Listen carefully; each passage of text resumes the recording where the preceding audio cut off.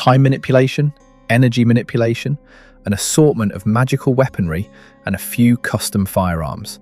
These are some of the things not present in Shankar's adaptation of Devil May Cry, intentionally done as this show wants to start Dante out at his absolute weakest before building him up to be the legendary hunter most people are familiar with.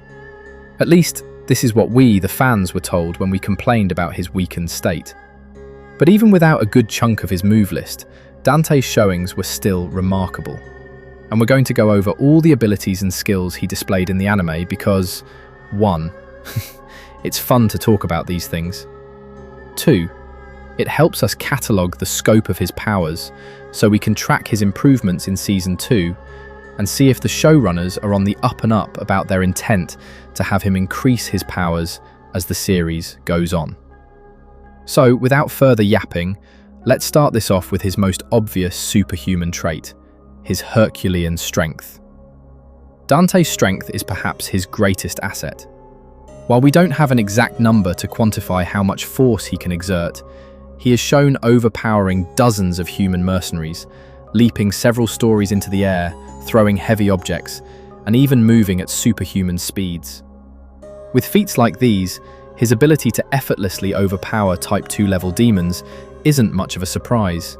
As the show makes it clear, his power is top class, even in the demon world, with only the Machians designated as Type 4 posing any real challenge in terms of brute force. Though in truth, he has been shown to overpower a few of those as well. But generally, they can give him a run for his money. That is, until he enhances his strength with demonic energy, bringing him a notch above even the most physically powerful Type 4 class, at least among those we've encountered. But his strength doesn't just let him dish out a beating, it lets him take one as well. Being far more durable than any human can ever hope to be, Dante can walk off severe blunt force trauma, such as falling down several stories and being punched through multiple buildings. He is far from invulnerable though, as piercing weapons like blades and bullets can still severely damage him.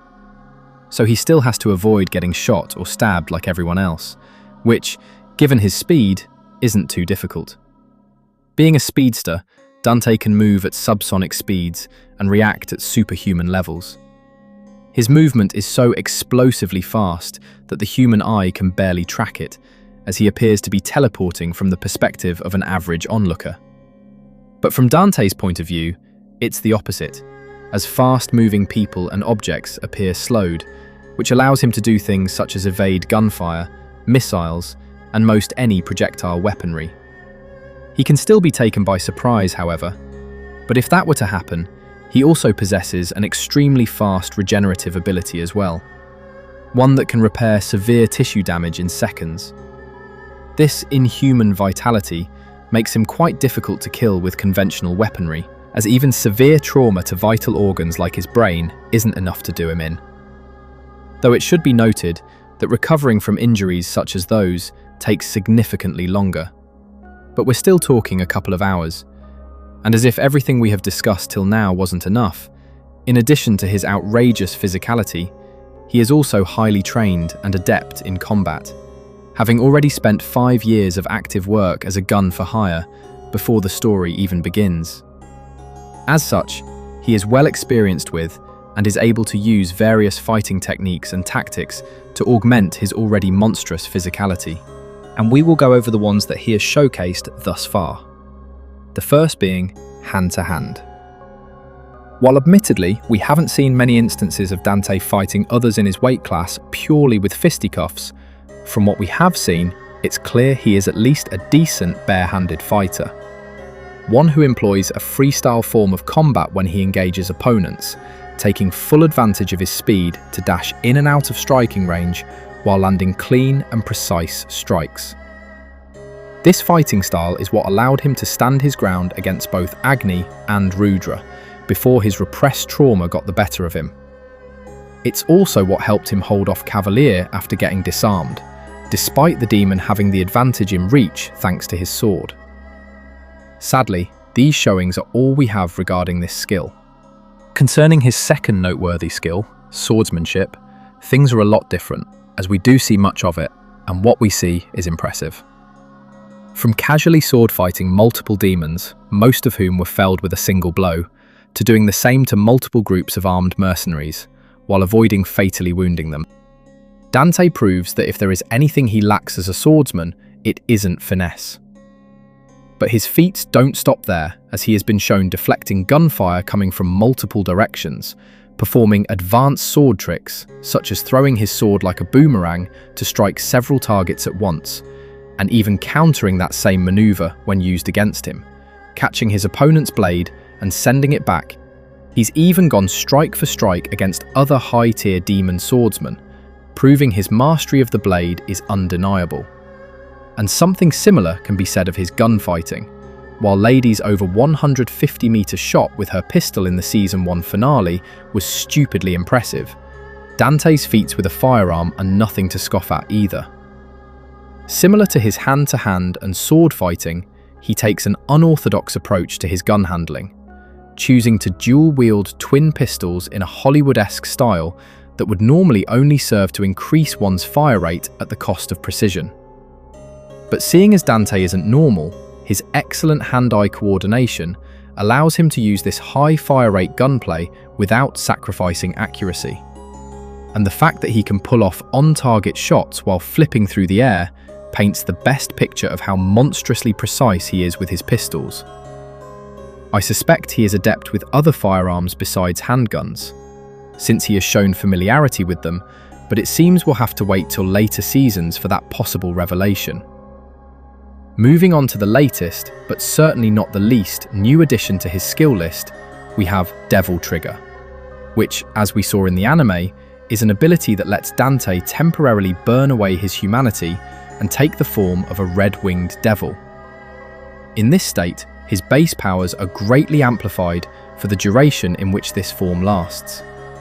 Where previously he could shatter stone with his bare hands, move faster than the human eye could track, and regenerate at a ridiculous speed, he can now flatten whole buildings with his fists, dance circles around high-class Machians, and regen nearly instantly from even the most severe wounds inflicted on his person. And that's not all. Whole new abilities can now be accessed thanks to his new physiology, such as prehensile feet, which let him grab objects, a pair of wings that grant the power of flight, which he can likely do at speeds surpassing the speed of sound, and finally, hardened skin, which I suspect is bulletproof or at least bullet-resistant, seeing as other characters with a similar skin type, like Cavalier and Vergil, are shown to be exactly that. With all this, Dante clearly was the strongest fighter at the end of Season 1. But as OG fans will tell you, he was not without his weaknesses, of which he had two. The first being Darkcom's anti-demon formula, a compound that reacts explosively on contact with Machian DNA, which gives Darkcom an efficient way of killing him, as while he can shrug off most wounds it inflicts, its injection into his skull will likely be fatal. His second weakness is his own overconfidence.